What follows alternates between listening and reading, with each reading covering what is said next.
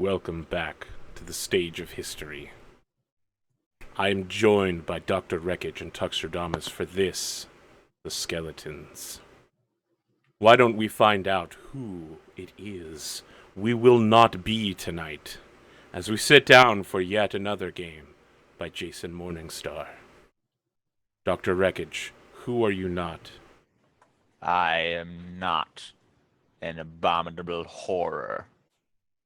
An inhuman monstrosity cobbled together by various pieces. I really just meant, like, who are you in a more philosophical or literal sense. Like, who are you, Dr. Wreckage? Well, that's the character I'm playing today. I understand. We'll get back to that in just a moment.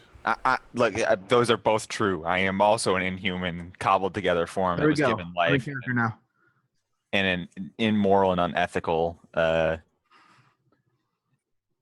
I mean, I can still see your head, Tux. It's still mostly there. It doesn't say skull capless, it just says headless. It's not nearly headless. Doing the best I can. You're not trying hard enough. I'm Dr. Wreckage. Hi, I do these things. I play on this channel a lot and have a good time. Next time I'll be on the channel is Wednesday. Please watch. And also follow me on Twitter, which my handle is there.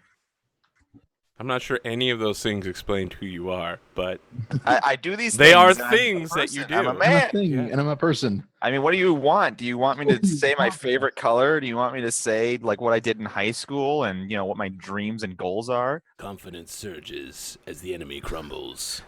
So somebody's been playing Darkest Dungeon. I've been listening to Wayne June lines from Darkest Dungeon all week to prepare for this. It's about the same, Tux, let's find out, who aren't you? I aren't Tuxtradamus, who isn't a streamer person, doesn't stream, and doesn't tweet about said streaming and games and people that he likes, like these two people, at twitter.com/Tuxtradamus.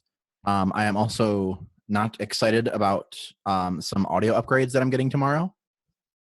I'm also not pumped to play this game and the other game tonight. All right, well, So that's who I isn't. I am not APGamingREAL, and if this is your first time on the channel, or if you just haven't noticed it yet, there is a drive-through RPG button down in my panels on the Twitch. You can press that button and go to drive-through RPG and pick up the skeletons. If you enjoy this game while we play it, or you just want to know what the hell's going on right now, consider clicking there and grabbing the skeletons. Mm-hmm. So, let's talk about the skeletons. The Skeletons is a mediated, structured freeform game. It flips the script on the classic dungeon crawl. Here, you play not the intruders, but the guardians, cursed to spend all eternity defending a tomb. It will require 1 to 6 players with 1 or more hours to play. A quiet place that can be darkened. Printout of the rules, and optionally, sounds of the tomb that can be played. Fortunately, as someone who uses Roll20 exclusively, I happen to know several such sounds that can be played. We begin by each player choosing a skeleton to play. There are 8, and each has specific questions that you may answer during the game. When the game begins, you know nothing, just as they remember nothing, and each skeleton is a cipher. Over time, you will learn more. Using our skeletons, we will work together to draw a map and sketch the outline of the tomb. It can be any general shape or size. It needs to be built around a central sarcophagus and have a north, south, east, and west walls. It's fine to make the tomb visually interesting, but don't add any elaborate details. Use a large sheet of paper and leave plenty of room for added information. Draw on the map where your skeletons each stand silent, and watch in the darkness while the tomb remains undisturbed. So, let's introduce our characters. Tuxtradamus, who will you be playing? I am the Headless. Your skull is long gone, but it doesn't matter. You carry an iron mace and a holy symbol. sketch in the details on the illustration. So as we talk, feel free to sketch in the details. As we create the map, I believe you'll need to answer a certain question. Mm-hmm. What question is that? My first question is, what scene is depicted on the fresco that covers the eastern wall? Perfect. I'm going to make a map area below Tattered Cloak. If you guys want to start drawing or filling in. So we'll need to construct the walls within that box and then put things in the tomb. And someone will have to draw a central sarcophagus. Now, Abomination of Humanity, Dr. Wreckage, who are you playing? I am playing horror. You were assembled, or summoned, or imagined by an unstable mind and made real. You carry no weapons. You are a weapon. But you are also adorned with jewelry. Sketching the details on the illustration. So I can adorn my freaky horror with jewelry. And what question must you answer as we make the map? What subtle things in this place speak to a purpose far, far beyond honoring the noble dead? Note your answer on the map. And as a fashion-conscious individual myself, I will be playing the Tattered Cloak. Scraps of once red cloth shroud your bones. You carry a battle-scarred sword. Who are in turn in the 7 niches along the southern wall. So, let's see if we've got any drawings so far. Sounds I was like going I'm to draw my be... club. I was going to draw my mace, but it was going to look like a certain part of the human anatomy. And I'm okay with not drawing that. I mean, you be you, Tux. I'm not going to do that to you. So I'm going to go ahead and draw my sword to start with.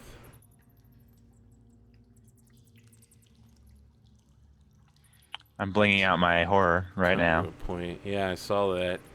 Your bling levels are getting pretty fantastic. So I'm drawing the sharpened edge of the sword first. And then I'm going to draw the back part of the blade, which is going to be different. Let's see. Maybe I can do this without... Oh, gosh. What am I doing? Freehand. Okay. There we go. You know what? I think I just want to... Yeah. Like that. And then that. There we go. Not a very threatening mace. Let's see. Let's see if this comes out looking okay. Oh, I like it. It's like a Kyber knife or like a kitchen knife. I'll take it. Man, we should have got Aerocyto on for this particular show. Am I right? Goddamn. We need to play Aerocyto, Ratosaurus, Cottontailed. Yeah. Oh my gosh. Drek. Yep. I know who's going to play this with me next time. I mean, no, not that I don't want to have Tux and Wreckage along, but, you know, during fancy art style time, your mind turns to thoughts of those who once drew things for you. I can't think of any more stereotypical bling. I've given my abominable horror a clock, a grill, and a badass motherfucker like ring thing.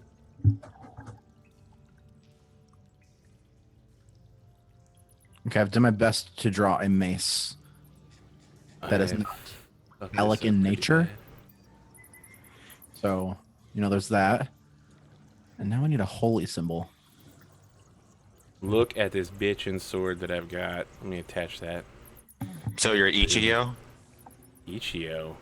The Ichigo. fuck is that? It's from Bleach, whatever. You just drew Ichigo's. I was kind of going Bonbato. more for like Cloud mixed with Titus a little I mean, bit. that's basically Ichigo's sword, though. So yeah. All right, but I wanted a really dark sword to represent. Like, I feel like this character probably did some weird It's stuff. my best to do chains. Oh gosh, that one's too big. Oh, my sword has to be battle scarred. That's right. It's far too big. I'm gonna do this really cool thing that I think will work. Where I like put. Hand. Yeah. What kind of injuries would you get for sword on sword? It would be like damn it. Nope, crosswise. God, So it'd darn, be my like mouse little sucks. short. Okay. Okay. Okay. Oh Okay. yeah. Okay. There we go. See, there we go. And There's like my chain. crosswise. Yeah, dog. That sword looks battle scarred now.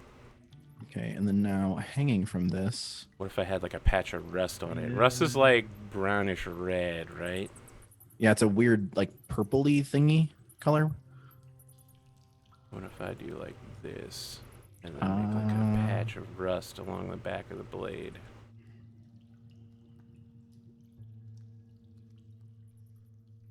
This is nice, just drawing stuff together. Lantern. There we go. That's my my holy symbol. Is a You have a holy symbol? yeah. Son. Please.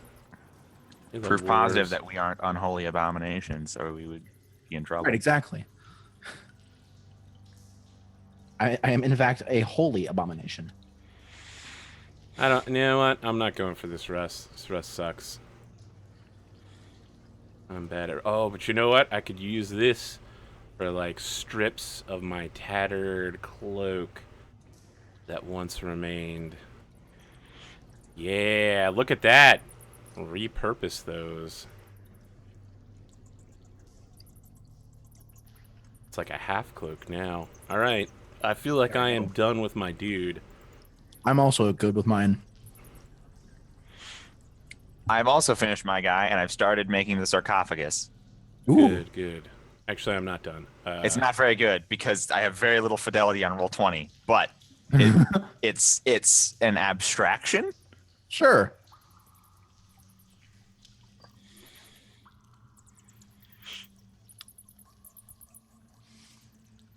Let's do a little. Today we played drawing time. There we go. There's a little compass down in the corner just to make sure we're oriented. Oh, yeah, cool. This looks like a bunch of folds of cloak now. Dang, son. I'm a gangsta skeleton.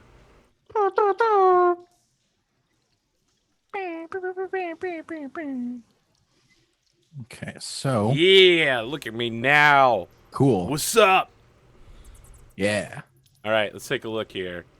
Yep, that is a thing that Wreckage has done. And we've got a holy symbol. What is that holy symbol? Is that like It's an unlit lantern. an unlit lantern. All right, yeah. I think you did a pretty good job making your mace non-phallic. Right?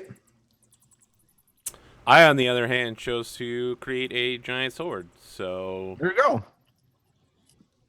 is that our central sarcophagi? It's the best I can do with Roll20's fidelity. It's really, really big. Can we, like...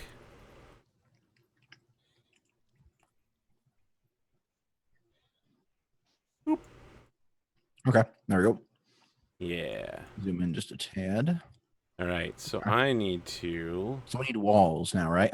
I need to create the southern wall because there are seven things on the southern wall. Okay.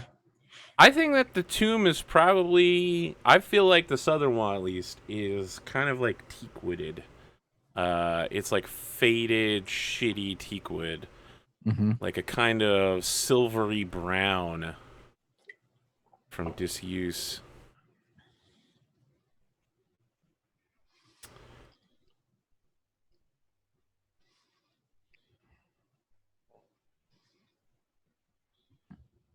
I'm adding my thing that speaks to a larger purpose. Oh my.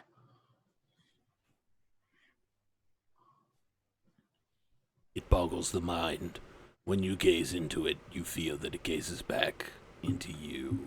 The thing that speaks to a larger purpose other than just honoring the dead in this tomb is that the floor is filled with channels carved into the stone floor that are indecipherable shapes, not just because there's no fidelity on Roll20. that all focal point at the sarcophagus. And my thing. Okay, draw shape. Let's go black. Oh, fuck. Damn it. Bullshit. Fuck. Cock. Damn. There we go. You okay there, Tux? Good, we're good. Okay, there's a western wall. I'm not sure how I'm going to be able to really draw a big fresco on here. I'm really embarrassed that Aricido's watching the stream. He's watching us like draw. Watching us be He's terrible. literally watching like our thought process as we create art. Yep. Uh, Please don't judge us so hardly. I mean, judge us however you want. I've never claimed to be good at this.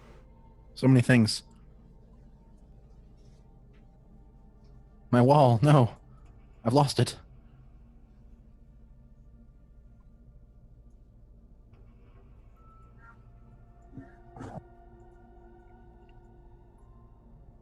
Along the southern wall are 7 pots.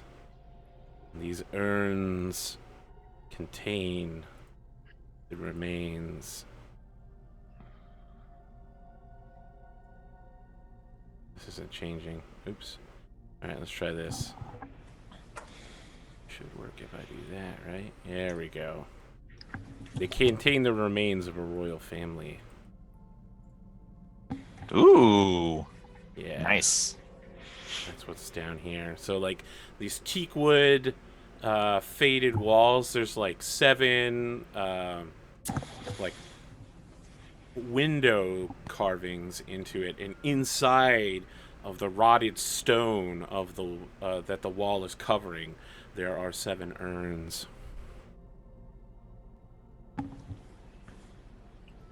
Okay. We also need a west wall and a north wall. What do you want to do, Wreckage, north or west? Didn't one of us have to say the north wall, or is it south and east that we have? Yep, I'm east. Oh, Yep, I'm east. oh, I mean, look at this amazing sword that I myself just drew while no one was looking. It's amazing how good I am at Wow, that is so good, swordifying. Arthur. You drew that all by yourself? Wow, that is so good. I cannot believe that you drew that all by yourself. I don't see the sword. It's in Roll20, or it's in Twitch chat. Oh. Don't worry, I'm about to drop the sword on the map next to my amazing, awesome sword. We just gotta maximize our sword usage, clearly. God damn, this is so good. Alright. Jesus Christ. It's a high resolution image, obviously. That's very big. My I fresco. mean, he drew it to scale, clearly. I had to size it down just so it would make it on the map. I actually have 2 swords. So the thing is, I want to say this. This is an amazing fucking sword. But I intentionally made the front end of the blade as thin as possible because I wanted a blade that you could like use at night to fight, and only the very front edge would be reflective. He's thinking tactically. Yeah. Yeah, but damn, this is a good sword right here. I like how it's got little ribbons coming off of it too. Very Cloud Strife-ish. Oh, he's even got like the battered backside of it. Man, it's always so good to get nice art. All right, so if we got to fill in the other 2 walls, then I'm going to say that the north wall is like the labyrinth under Paris, which is made out of skulls. Sweet. I mean, now you have to draw it like that. Yep. And I'm gonna say that the western wall probably has the entranceway, so it's got like an arch. Oh, okay, okay, cool. Do you? I mean, it doesn't have to be the only entranceway, right? Like if you Right, have yeah, one, that's as like the well. official entrance. Yeah. So I'm gonna throw up like a brick coloring. Oh, does it? Well, it's and then it's like it's also sealed right now too, right? Yes, for now. Yeah. For now. For now. Oh man. Okay, I'm gonna do my best to draw a doggy. What if I like, yeah.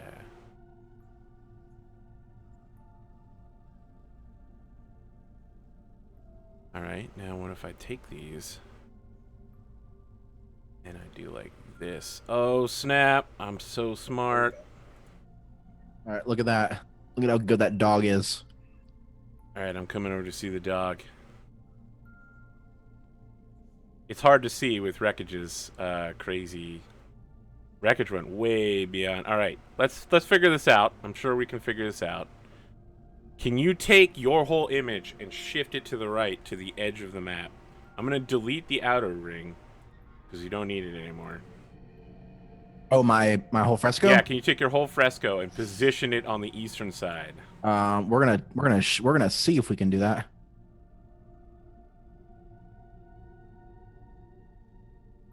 That's right. Hey, look at that. We can. Excellent. Technology. Drop it. Yeah. There we It's go. like a tree, or a really tall dinosaur, and a Oh, dog. that's a tree. It's a tree, and that's a doggy. And then I'm finishing up the right side of it. What's the right side? It's the right. So the whole fresco is like the left. It's the left side is like a meadow or like a field or something in spring, and so it's like a tree. There's a bunch of like stuff, and it's like a dog. The right side is like a mirror of it, but like desecrated. So like rather than like grass and like a nice field, the ground is like dirt and like decrepit, and there's like a decaying dead tree, and then the grave of the dog. The grave. The grave. Grave of the Dog, new band name, by the way. Yes, my gatekeeper. Is that from that game that you could play on VHS, the board game? Yes, it is, Arthur. Oh my god, I remember the VHS board. shit out of that game. That game was gangsta. You like got turned into harbingers and had to troll all the other players by eating their stuff. Time. Have you heard of Betrayal on House? The Oh House. yes, no, I saw it on Betrayal- tabletop. House, some whatever. Trail it's called. on the house on the hill. Yeah, I got to play that today. That's pretty Oh. good. I'm a little jealous. You see that the Mistborn adventure game, Mistborn House War is like fully funded now. Yeah, they're doing very well. Yeah. Very good idea. Very deserves to be funded. I own like a dozen board games, and they're all still in their containers. I've never opened any of them except for Lords of Waterdeep. I think I need to have a couple like board game tabletop simulator streams at some point. Good idea. Good idea. Tokaido. I have Tokaido and the expansion pack. There we go. There's my fresco. All right, cool. Let's All take right, a all look. right, all right. All right. Confidence surges as the fresco crumbles. That's pretty funny. All right. I don't want to rush you, Wreckage. Uh-huh. Is there any chance that you'll copy paste all of the skulls that you already have? I'm Or are trying you- to do that now. As a As- matter of fact. I was gonna be like, yeah, it might take you a while to finish the whole wall at that pace. Yeah, it's seemingly not doing either the copying or the pasting. I can't tell which part it won't do. It won't let you copy paste probably, but it'll let me do it for you. Yeah, just select all Yeah. the skulls and finish the skull wall. Yeah. Skulls for the skull god. Well, that is a thing. Selected trying. some of your work. I mean, it's a strange abstraction. It did like all of the eyes for all of the skulls, and none of the skulls. That's great. There we go. All right.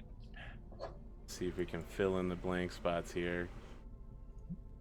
This is just turning into a mess, though. Can That's we- hilarious. Let me ask, can we assume that the skulls are like crushed and like formed Oh, yeah, together? I mean, There we go. there's Yeah, there's gonna, as time goes on, they're going to increasingly turn into bone meal. Yep. Time passes. Time passes. All right, so now that we have our map, we need to talk about working together. We're not playing alone, although you can play this game alone. We need to cooperate to reveal our skeletons' past and future. Mm-hmm. The game will ask us to make choices.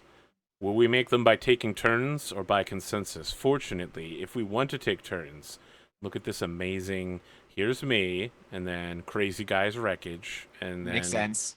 Tuxtradamus is the smug guy with the torch. Okay. I thought So if we wanted to that's a take torch. turns, we I would thought that go. was like beer. No, you can see it's a wand. Look, it's a wand with a light at the end of it. I mean, it looked like he'd passed out from drinking too much and thrown up a little bit on the table.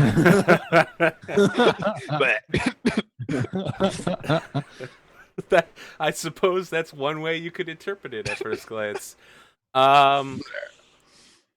Since Downfall has the same mechanic, I was thinking we could do things by like, I will introduce the first enemy and control them. My skeleton will sit in the corner and maybe answer some questions, but you guys will defend the tomb, and then I'll pass it left to Wreckage, and then he'll control the next intruder.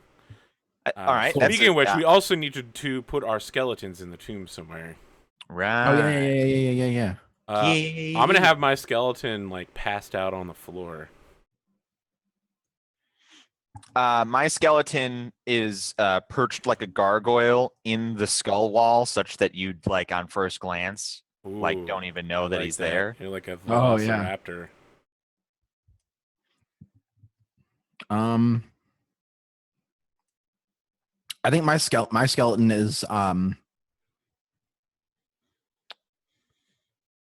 he's near this they're near the sarcophagus. I think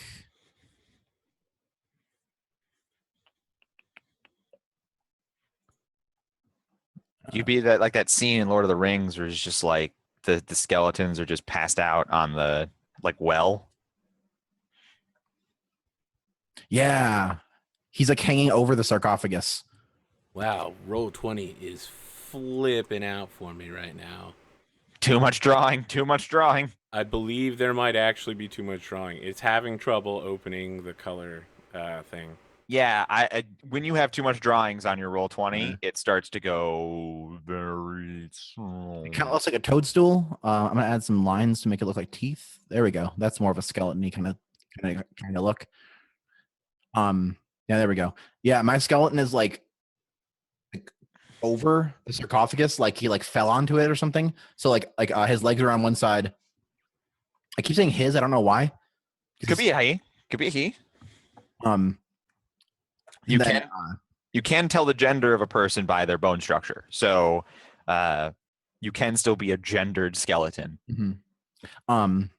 So like legs are on one side, no headed neck and arms, and like the stuff, my mace and my holy symbol are kind of like dangling, like resting on the floor on the other side of the sarcophagus. Okay, cool. I'm just passed out by one of the blood channels. I'm literally one of those like drawn out skeletons after someone does the police tape. They draw in like a skeleton thing. I'm that, but with a sword near my hand. Okay. So now we need everyone at home. You're going to have to do this with us, guys. The creator of the game himself asked us to do this. I wasn't originally going to do it. When you have your skeletons, your map, turn out the lights, take a moment to breathe, feel the silence, and imagine the weight of countless years. When you are ready, turn on the lights and say, "Arise!" and protect the tomb, skeletal guardians. An intruder is breaking into the tomb. So, when that time comes, I'll be the first one to do it. I'm going to be closing my eyes, and I'm going to be counting my heartbeats rather than seconds. And then we will come back. And I think that perhaps everyone will have their own way of doing it. But I'm asking the audience at home, when the time comes for time to pass, sit in silence, breathe, and imagine the weight of countless years as your curse forces you to stay alive. So, how to play the game. When an intruder violates the tomb, the skeletons spring into action. They are cursed to defend the tomb against all comers. Skeletons win encounters with intruders. Tomb robbers, wandering beasts, and other pests are driven away and killed until finally they are not. The rules change when you reach the third part of the game, the desecration. When it is time for your first encounter, choose one from the unsealed tomb and mark it off. Do whatever the instructions say.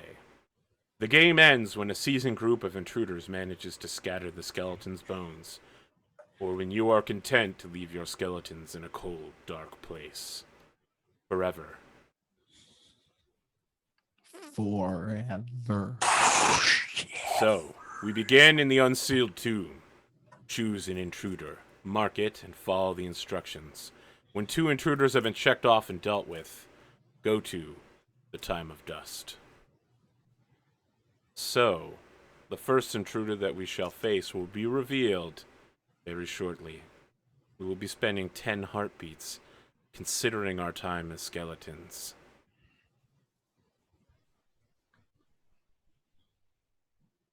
Just a second, because I need to make sure I do this right. All right, ready? Okay. Take a deep breath. Imagine the weight of countless ages, and time passes.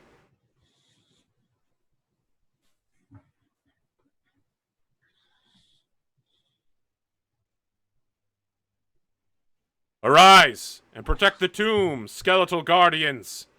There is an amateur tomb robber among you. The man stands 5.5 feet tall, dressed in rags. He is frightened with only a knife. He enters from the western wall and looks about, sees the sarcophagi and the skeleton on top of it, and begins moving cautiously forward. What do you do? As the young man starts walking towards the sarcophagus, the left arm of the skeleton that's kind of dangling on it lifts and like holds the lantern up towards them, and then like the body starts like turning, without a head, of course. So like nothing is actually looking at them, but if there was a head there, it would be staring at them, and then just kind of starts slowly moving up off of the sarcophagus, just always holding the lantern up like at the person. So the tomb robber throws back his cloak and tosses a knife at your lantern. And then charges towards you and is like, "This isn't happening! This isn't happening!" As we get closer, we see his thin, oily, unkempt hair flashes over his face, his sweat and pale skin plasters, and he jumps forward with a mighty punch, trying to take the skeleton out with one solid blow to the breastbone. As he's about to land a hit on my compatriot, like a dog trained by the police, I leap out of the wall on all fours, clatter across the ground, and like try to tackle him in the side with my crazy beak mouth open. Yeah. Ah! Ah! Does it like penetrate into his body? I think it's like I clatter to the ground with him on the other side, and it's like I decouple with him like Tarzan getting attacked by a cougar, and I'm just sort of like pacing around on the floor around him, all animalistic, with my fangs glowing in the whatever light has been. He's like on the ground, and like after my my fellow skeleton like tackled him, I kind of like he's walking over and like hit the top of his spine that's still kind of sticking out is like moving and turning as if his head is like taking in this person, as he is just walking over, like dragging the mace behind him, and he slowly just brings it up above his head to like. Before you strike, everyone involved can answer one question about their skeleton, and any killer or killers get to answer 2 questions. So that means if we decide that we made the kill, we get to answer 2 questions? That's correct. Interesting. Tux, I'm ready to go for the throat here. How is your guy feeling? Yeah, Are you going to simultaneously both kill him? Sure. Yeah. All right, Like yeah. I bring the mace down on his side, which kind of like crushes in his chest. So like it's not the actual killing. It would kill him, but it's not the actual killing blow. And then Wreckage just Because I just tear him apart on the floor until he stops being warm. yeah. So, remember that as skeletons, as soon as your task is completed, you head back to your alcove and await, thinking nothing. So before these actions happen, you dream of the blade coming, or the mace coming down, and of the warm blood of the man. Let's answer some questions. Yeah. So as I walk over, Your mace raised high over your I head. walk over my mace behind me, then I bring it up. I kind of like sense something about this person that's very familiar. Like a personal connection. He is my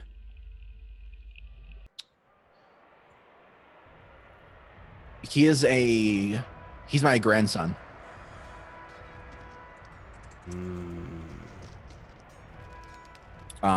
And so as I like, What I don't know memory what does he evoke?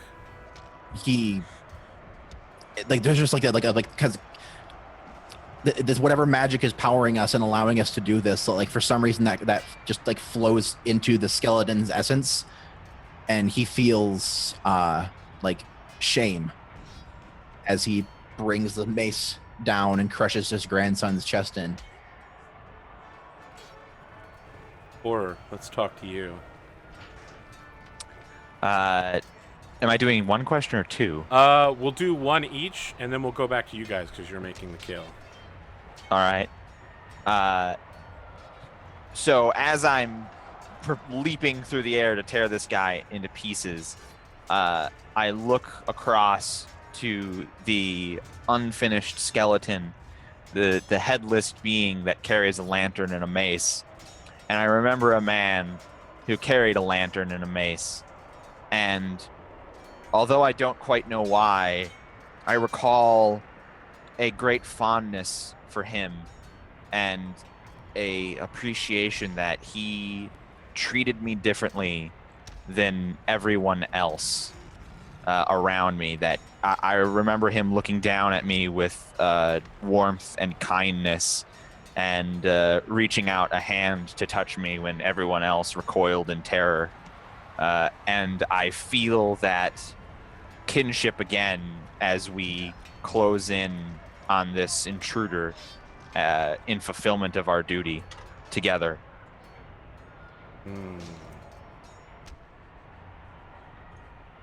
Who here among the skeletons richly deserves their fate?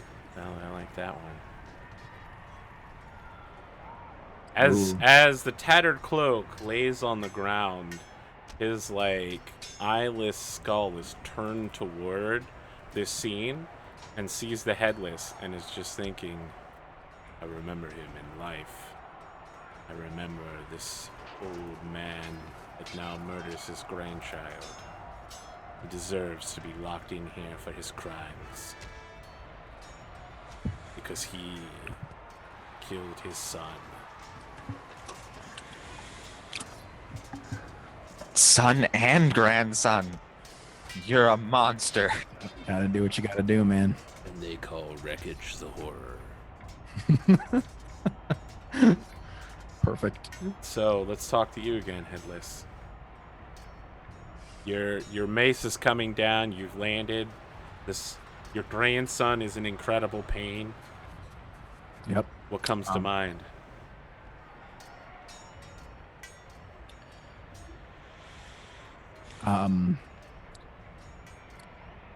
As I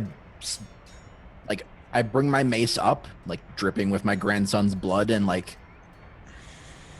kind of pull it back away. My spine like turns a little bit, and as like the lantern, like it's unlit, but I'm holding it like there's light coming from it, like it's a what are they called, like the shaded ones that like kind of focus it in a direction. Oh, sailor's lanterns. Yeah, like I'm like holding it up, and like as if there were light, it goes over the the 7 Urns. the 7 urns in there, and that same like feeling of like it's like a memory, but like it's not quite a memory, like just like this like sense. I made the urns and put them here. And let's see what else did yeah, like I personally like collected all the the clay and all the stuff, crafted them, painted them, made them perfectly. Like each one took like months to make, just because like it was like handcraftedly perfect. And I placed them here before all of this. All right. Or what do you have for us? I start skulking back to my spot in the skull wall. And as I do, I think back onto how the man with the mace and the lantern treated me with kindness, but everyone else called me the Beast of Banner Hill. And they said it with scorn and derision. Those that I saw often said it mockingly and jokingly, and those that I saw only once screamed it in terror. I cannot remember my real name, but all I remember is being called the Beast. Interesting. All right. I get to choose from certain tables either Glory Fades or God's Laugh. And I like the idea of God's Laugh. Yeah, that sounds badass. God's Laugh. A skeleton's appearance is altered in some way. Perhaps they are marked by fire or magic. I like the idea of this lantern as it shines on the horror.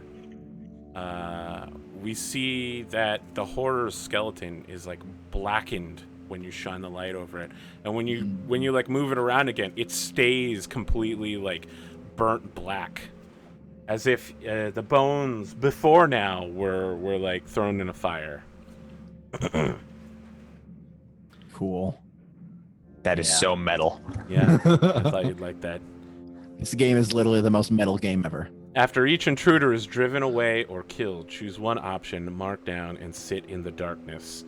Think about endless silence and unfathomable darkness. Now, Wreckage, you are up next. Are we are we in the time of dust? We still have to do another. We are in Unsealed Tomb, so All right. we need to have 2 intruders. So you are doing intruder number 2. Okay. How long would you like to wait while time passes? 20 seconds. Okay. 20 A month seconds, passes. which is A month. Yep. 1 month. All right. Well, you let me know when 20 seconds has passed, but let me get to the correct scene shortly. Now remember, audience, turn out your lights. Take a moment to breathe, feel the silence, and imagine the weight of countless years. You know the phrase to shout when it's time, Wreckage? Arise and protect the tomb. You know it very well. Let us begin.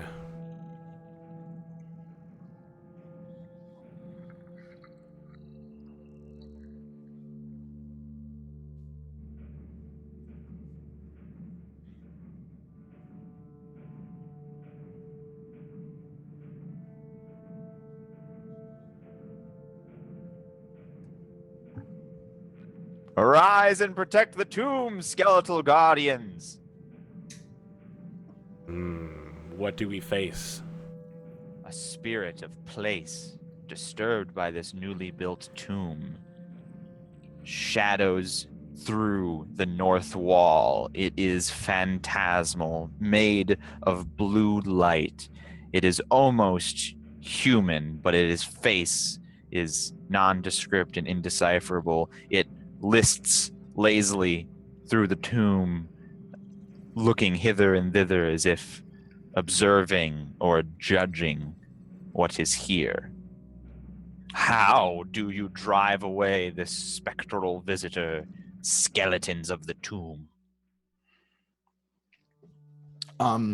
After the last intruder, rather than draped over the sarcophagus, I was like kind of like collapsed on my knees in front of the body, which is now like decayed and gross. And so I just used my mace to stand myself up and like quickly quickly for a skeleton. So it's like kind of like that, point the lantern at this force, and it's kind of like the spine like moves a little bit, like as if the head is like taking in the sight. It eyes your lantern quizzically and stops its pattering or floating through the tomb, tilting its head at you. So, the cloak that I'm wearing rises around my body and, like, floats in the air as if someone was wearing it, and then the pieces of the skeleton begin to assemble themselves from the feet up, floating magically into place. Cool. Tattered Cloak holds its hand high and the sword floats to arise there. But as he charges forward, he smacks into an invisible wall around the sarcophagus, and his parts scatter, and he has to reform once again, and he feels his way around the sarcophagus as a bubble keeps him 5 feet away in all directions. And that is the place he is forbidden to set foot in. Oh. And so as he makes his way around the sarcophagus, he moves to stand on the western side, next to the headless. Turns his head and nods to where the headless's head would be. And then the headless starts to walk forward towards it, the force. He drops his mace and just like holds the lantern out and just keeps walking towards this thing. The thing, this specter, this ancient spirit, moves backwards at the exact pace that you move forwards, outstretching your holy symbol before it. It does not seem to be to be pained by this symbol, but it continues to look at you quizzically as you force it backwards towards the west wall. Tattered Cloak. Oh, go ahead. As I keep walking, that force, that like it's like creating, like remembering things, like, or it's mimicking memories, whatever it's doing. I get the sense of a name, Ancella, and I can tell that whether it is the spirit or the spirit's connected to her in some way. Ancella was the person that I love the most in life, and something about this spirit reminds me of her. So, while you advance, I stand in place and, like a discus, begin twirling around in a circle until I'm helicoptering with my blade. And then I use my momentum to throw it around you. So the blade literally, like, goes around your spine and chops through the spirit, pinning it to the wall. You wanted that crap? Yeah. The sword embeds in the wall, and with a shriek, the spirit fades into nothingness. But the gods laugh as you go to recover your blade before returning to your spot. You discover it cannot be removed from the wall. It is rendered useless. Note it in the character sheet. I return back to my position and lay down. But my head is tilted slightly, so I look at my sword stuck in the wall. Mm-hmm. I think once again, I kind of just like collapse where I am, like eventually, like kind of like hold the lantern, just kind of ends up sitting on the ground, pointing at where the spirit kind of just dissipated. And so I'm like sitting in the corner, just looking at where it was, kind of in the corner, like also looking at the like, or it's like I'm looking where like into the corner here, and then also at the very beginning of this fresco. So, I I have an option when you destroy my weapon. I have a question called "What will they do?" And so as I'm laying down and looking at my sword, that rusted knife that the tomb robber brought in a month ago begins slowly like skittering like a rat to my outstretched hand until it arrives just outside my grip. Sweet. Rock on. So we have defeated 2 intruders. It is now time to go to the time of dust. How much time shall pass, Tuxtradamus?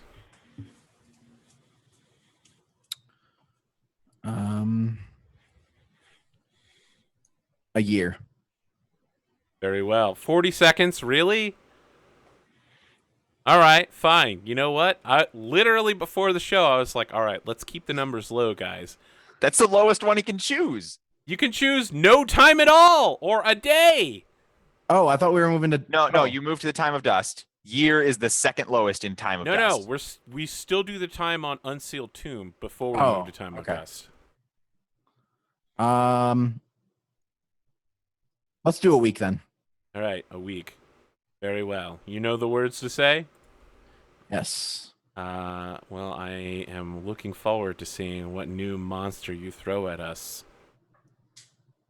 Time passes.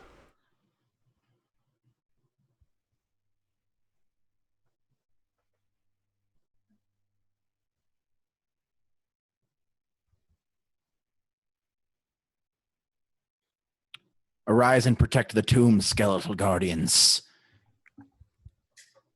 Well, you know what? I went through all that trouble to put the hood on and then pull it off, but I misclicked, so no one saw it because Time Passes was still up.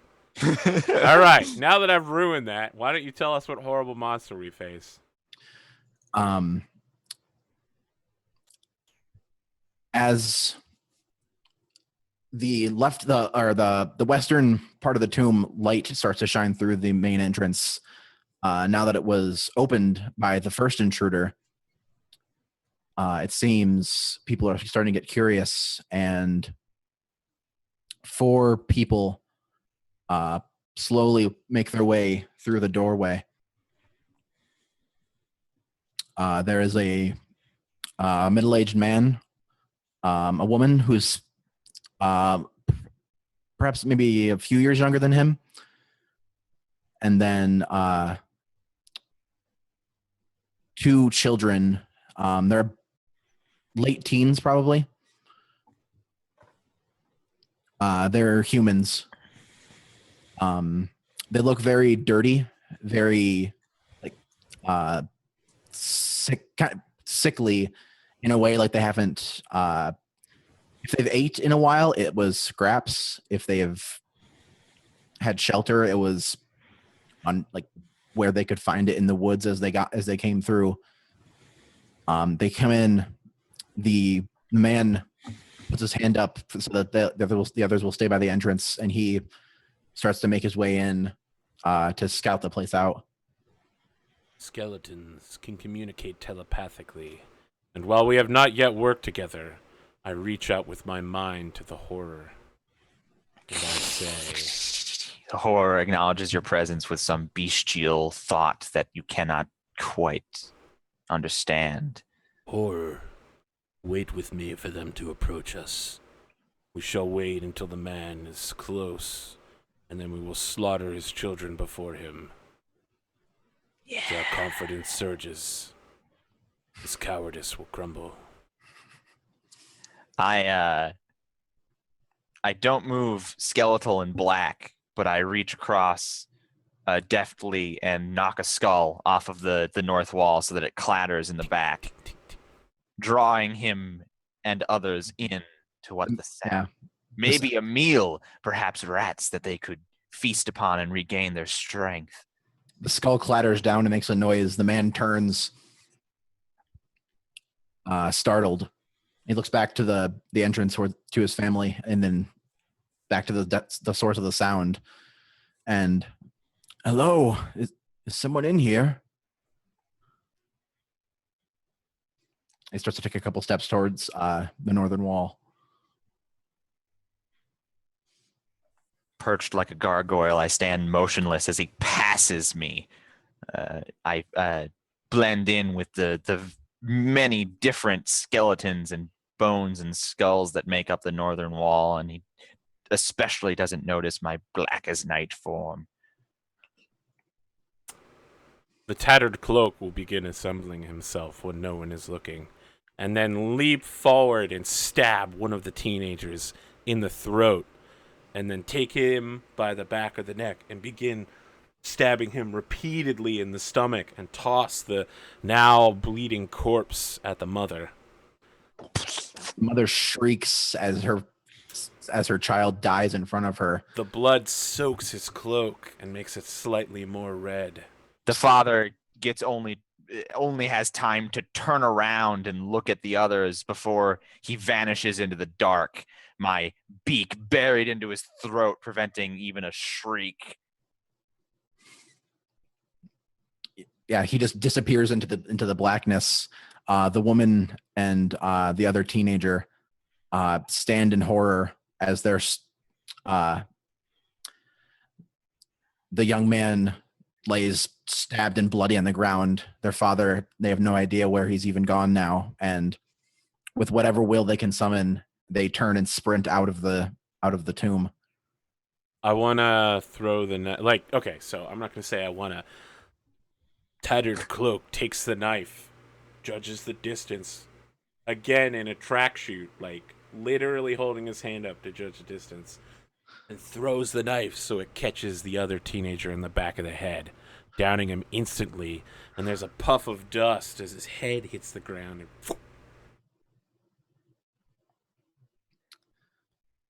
the mother looks back, like tears streaming down her face, and she looks up towards the tomb entrance to where you are. She's like shaking her head. The horror has no ranged weapons or no capacity or desire to leave the tomb, but that's okay because a memory comes into his mind. He remembers a commanding and confident voice instructing him that his mission was to spread fear and sow chaos, that he would kill and slaughter indiscriminately, but, and this rings immediately to mind, it brings the memory back, always leave one alive to tell the tale, says the voice. And I remember that this was the man who created me, and that he lies now dead in the sarcophagus in the center of the tomb. So, as I summon the knife back into my hand and wipe its blood on my tattered cloak, making it like it was once in life, I think about a time when I had a name, a different name, not the one I was born with, but the one I was given from my skills. I remember that I was never without a weapon. I was always able to call one to me, and that is what they called me, assassin of everything. And as I lay down, I think about my life's greatest achievement, killing the man in that sarcophagus.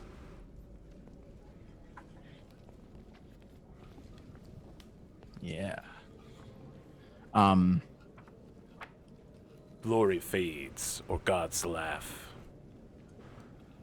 Remind yourself that overconfidence is a slow and insidious killer. Been saying that all week, literally like 14 times a day to try to get it right. I'm not close, but I'm as close as I'm gonna get. I mean, you'll never let overconfidence get the better of you again, Arthur. Are you kidding? It's I let slow. overconfidence get the better of me constantly. And it's not that slow. It's actually pretty quick. Just ask my XCOM group. As the skeletons kind of go back to their spots, we look at the headless and see like the twitch of their bones, like trying to move, but it appears as though they were unable. Like they tried to stand up and help defend this place, but something about it caught like the energy that's drawing them and allowing them to do this seems to be fading away. Interesting. I believe that it is on me to pick Time Passes and then the new intruder. Correct. Very well. I will also pick 1 month and let us sit in 20 seconds of silence. And by 20 seconds, I mean 20 heartbeats. So prepare yourself for trouble. And make it double. Take a deep breath and get ready.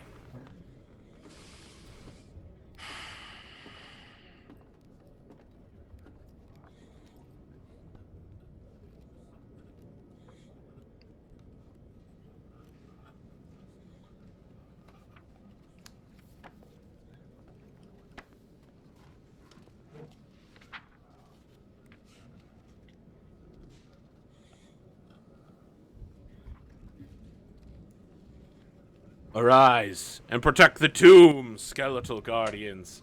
An intruder is breaking in. His giant tomb spiders. They descend from the ceiling. How they got in there, it is hard to tell. But they remain just outside of your reach, spinning webs to spit at both of you. What do you do? The headless, like, again, he's like struggling. The first couple of times he was able to get up fairly quickly, but he struggles and slowly gets to his feet, moving back to like pick up his mace from the ground where he dropped it. One of the spiders, he like targets them by like raising the lantern and pointing it at them, and just slowly starts walking toward them with the mace dragging behind him on the ground. Like the metal is like dragging on the stone and like the cobblestone beneath him. As you begin moving towards that particular spider, it skitters back and raises its arms and makes an almost human motion of stop, no. Horror, what happens with you? I cross in front of the spider that is just motioned, and I growl at him, cackling my strange beak-like appendage and animalistic noises, and I do a territorial positioning and motion across the floor. I signify our territory and try and growl him away. One of the spiders spits its web, but not at you, but at one of the urns, and uses the silk to pull it back. And the second spider looks at all of you with its 8 eyes and turns its head slightly, although it's upside down, so it's a very strange gesture, and makes a kind of and then gestures to its territory on the ceiling. The ceiling is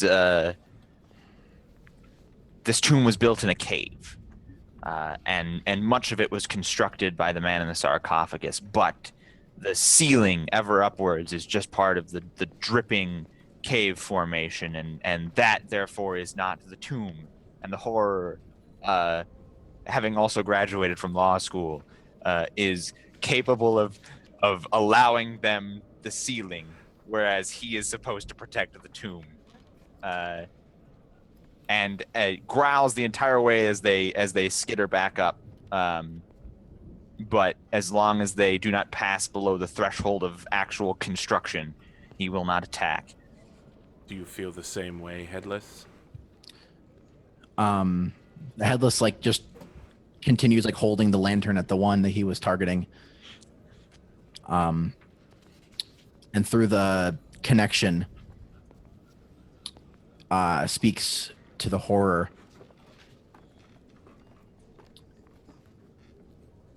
I am your king. These spiders must die.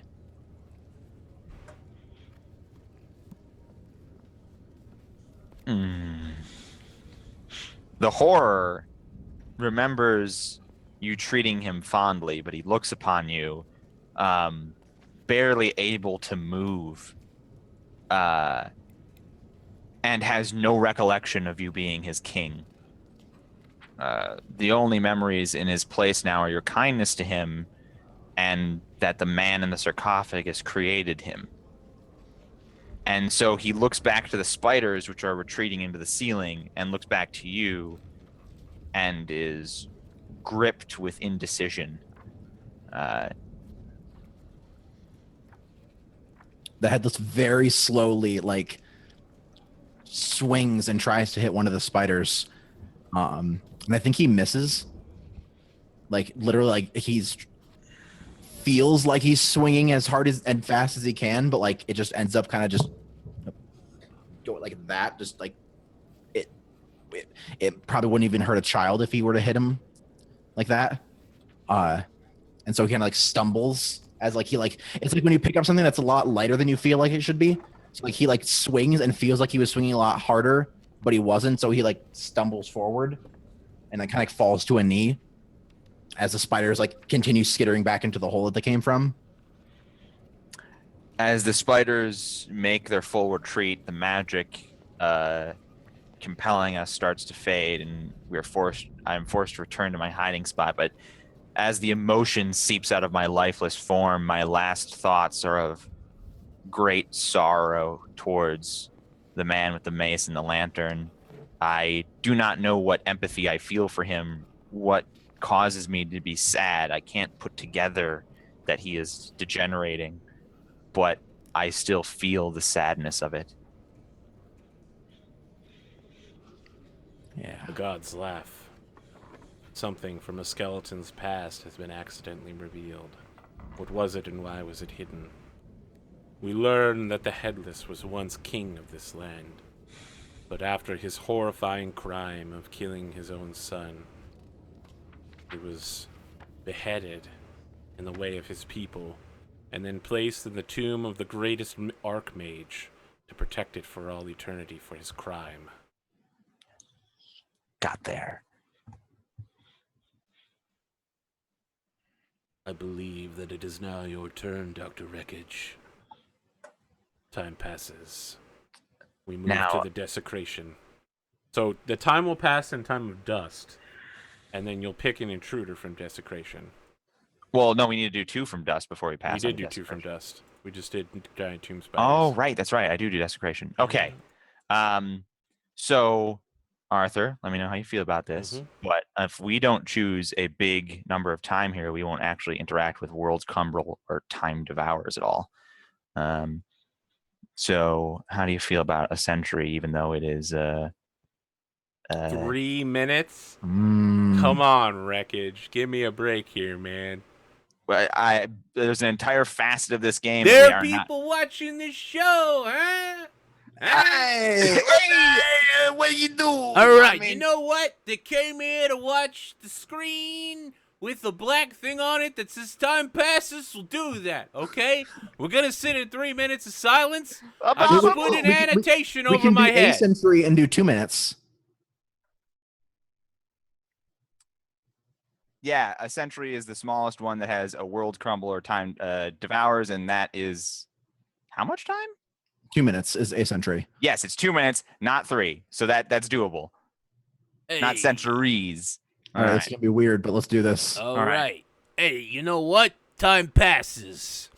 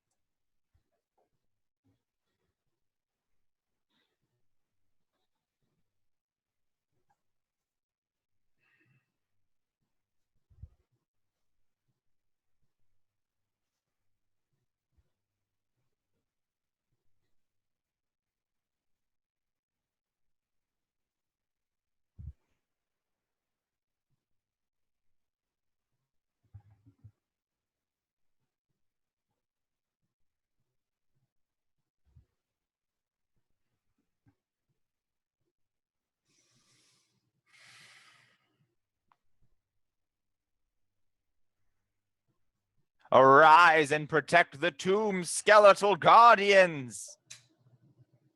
This has to be really awkward in person, right? Like just sitting there and watching people breathe for 2 minutes. It's supposed to be a meditative experience. A Uh. century has passed, and worlds crumble. In your long slumber, the sarcophagus has split in twain, spilling its contents. Inside the broken husk of the sarcophagus lies the Archmage, but he is not a mummy or a skeleton. He is perfectly preserved as if in a slumber, not even touched by the dust of ages. And with this powerful entity exposed to the outside air, intruders have been drawn here, a young and foolish necromancer and 2 bodyguards have entered the tomb. Even as the capacity for hearing returns to your bodies, you hear him mumbling about the secrets of immortality and ultimate power that lie within. You are sworn to prevent him from acquiring his desires. What do? I begin assembling immediately, bringing myself up to full size, the knife entering my hand. I speak to the headless and say, "O king, join me once more on the battlefield as I smite your enemies." The headless, it takes a few moments for the headless to even react. And then like very, very slowly, the first thing to move is his arm as he raises the lantern towards the necromancer and his guards that are coming in. Just kind of very like, and with it's very slow and very jerky. So, but finally it's like just steadfast, like holding it there. And then he slowly takes up to his feet. Ha! I told you, Mordecai. Even the powerful Archmage cannot animate guardians for so long. This tomb is ripe for the picking. As he gestures to the headless derisively, and the clearly pig-headed mercenary snorts back at him. As long as I'll get paid, what? The spine turns as the headless starts walking with his mace dragging the ground again. And with one go back to my questions just a second. With one final surge,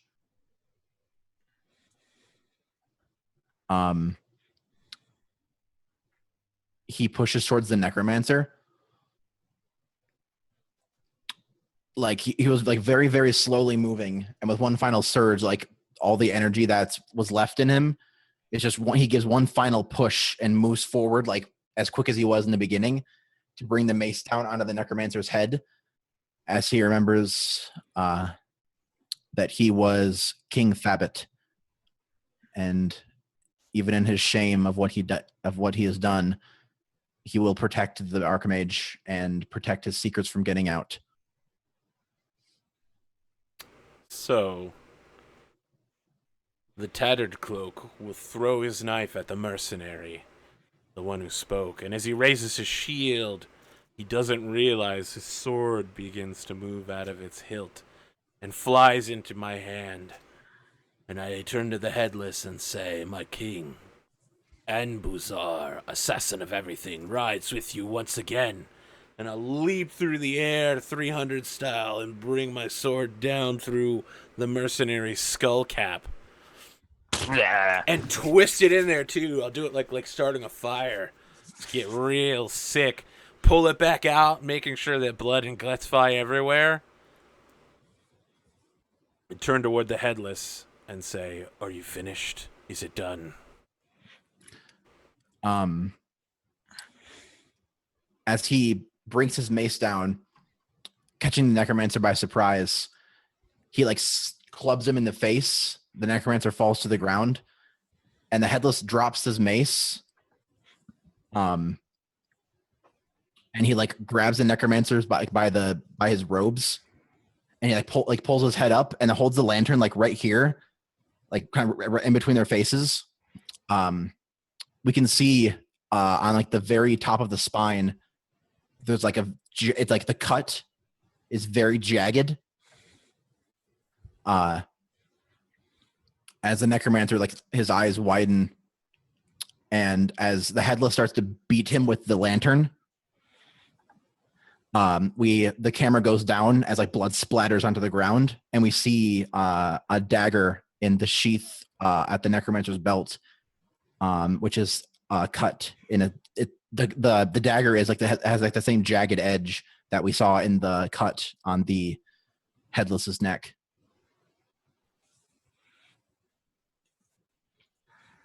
And as you finish the slaughter of the foolish necromancer and his mercenaries, unfortunately the magic slips away, and as it does, a memory is lost forever, and glory fades, and in the brutal beating of the necromancer to death, the headless forgets that he was once king, knows himself only as a Doom Guardian.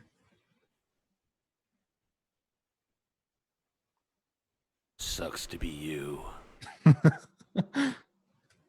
The headless, like as like the people die, the headless just collapses onto the body of the necromancer, and finally, like he hasn't let go of it in hundreds of years that they've been here. His hand finally releases the lantern. Lantern. Such sorrow. Such ultimate suffering. I want to throw the last one to you, Tux. So I would like to offer a compromise that Tux to you the last time decade, the last intruder, and then we'll narrate how we fight it and lose. Sure. And then it looks like glory will fade or gods will laugh no matter what happens. So tell us how long we're going to be sitting in the dark with our eyes closed. What's the longest one? 6 minutes. Okay, let's do this, guys. No, we'll do a decade. Okay. So for 1 minute. All right. Time passes.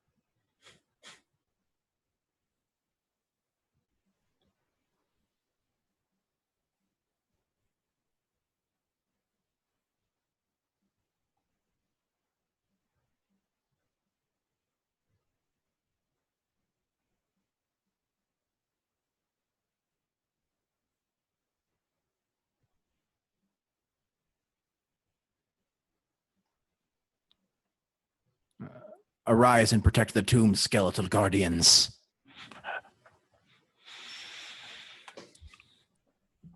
As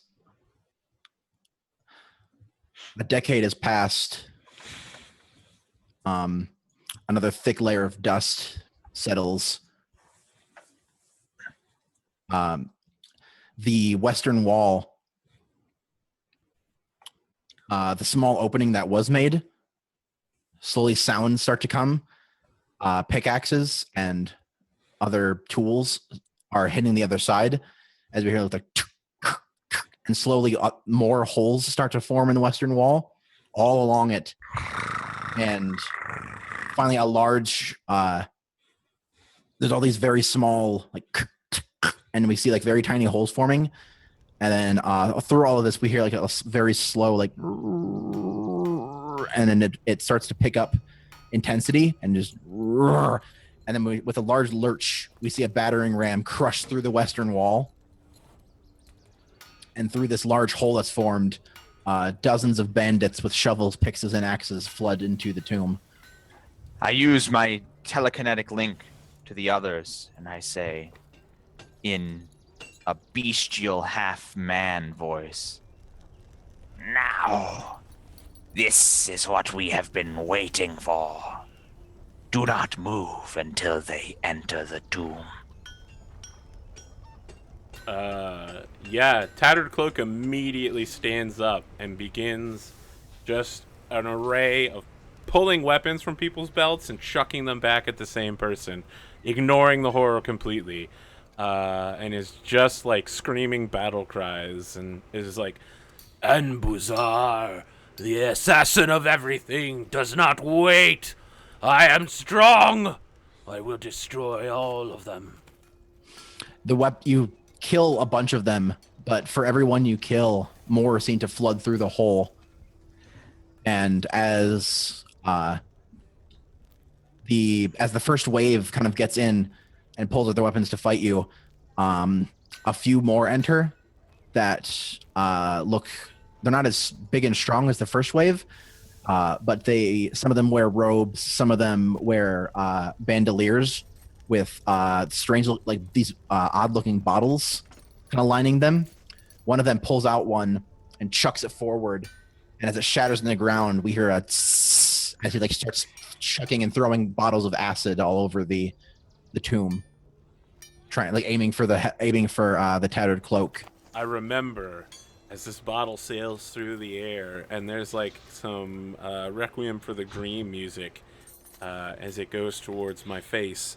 I remember having founded the Poisoners Guild, which eventually became this like chemist guild, where people experimented with aqua regia and powerful acids, and I bequeathed it, and I can see like on the bottles that they're throwing, there's like a symbol that's like an A, and it's a stylized Abuzar A, and I'm just like, oh shit. As I take an acid flask full to the face, and my whole body just starts dissolving, and I'm twitching there, and I'm like, it is on you now, noble horror. The horror remains motionless for a time to make the enemy believe that they have dealt with the guardians of the tomb.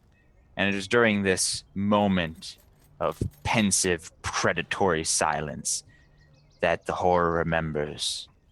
He remembers that this tomb was created along with him, that his master said that my job was to, in life, gain experience killing, for in death, killing would be my goal.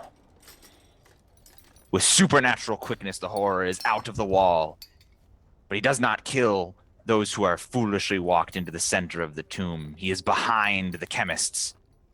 He doesn't slit their throats. He slits the bandoliers off their backs, which clatter to the ground at their feet, spilling acid and poison at their ankles.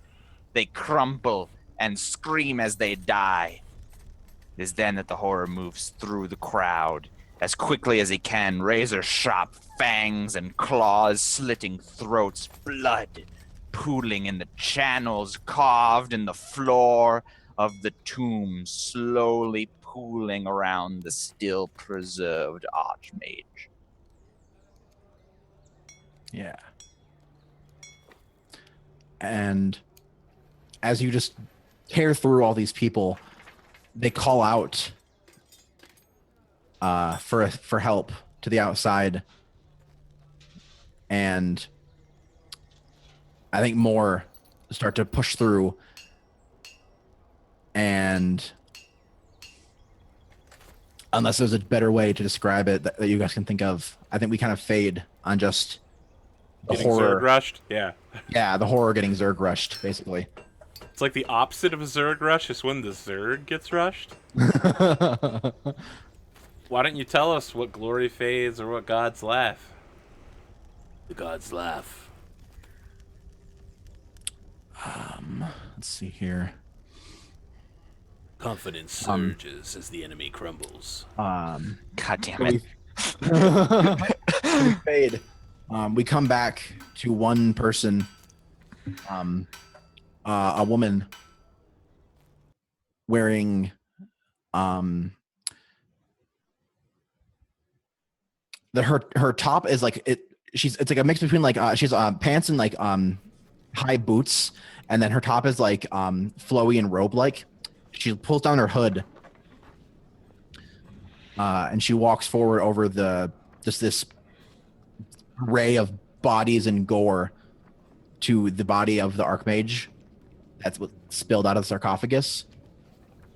She pulls out a dagger and jabs it into his chest, reaches in and pulls out this phylactery, like a small file that has this like ichorous green dark liquid inside of it. And when she pulls it out of the body, all of the time that didn't decay it hits the body at once, and it just crumbles up into this dusty skeleton, like it forms a skeleton and then just starts crumbling up from there.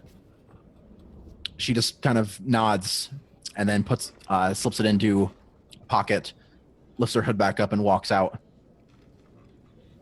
It ain't no thing. She has stolen the thing that they were after, the one thing that they were supposed to protect. The Ichor. I know. We were supposed to keep it inside the Archmage. God damn it, we suck. It's not the phylactery that was important, it was the liquid. Well, I think we've reached the end of the skeletons, right? That was good. That was an interesting game. Yeah. The game ends when a seasoned group of intruders manages to scatter your skeleton's bones.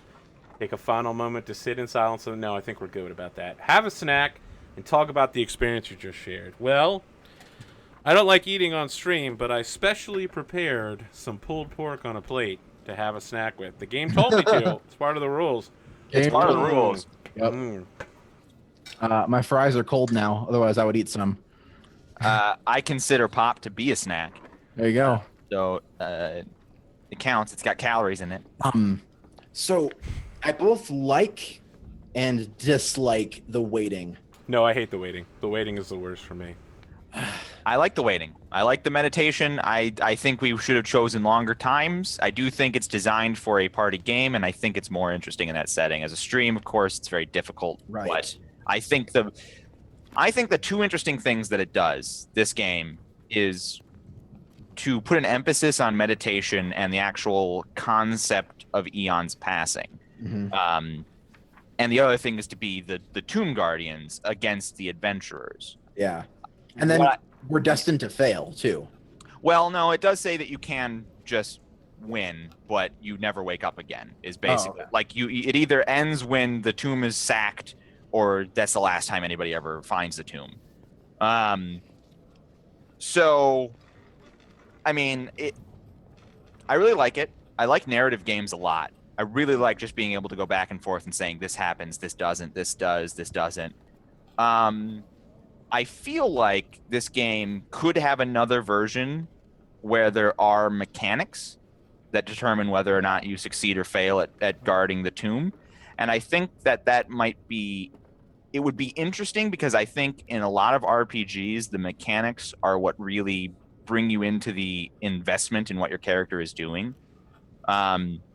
So I feel like if we had like valiantly tried to actually roll against an impossible invader and succeeded or failed, it would have been a little bit more impactful emotionally.